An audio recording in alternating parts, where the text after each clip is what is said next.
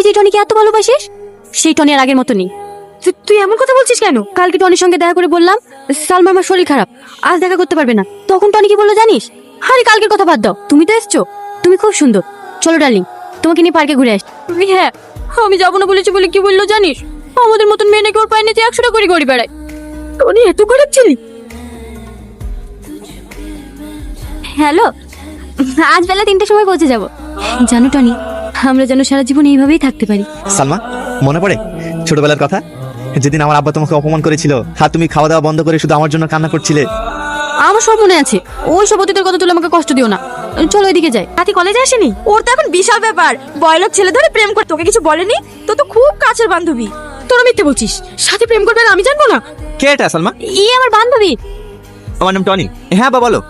আচ্ছা ঠিক আছে, আমি এক্ষুনি আসছি। সালমা, আব্বা ফোন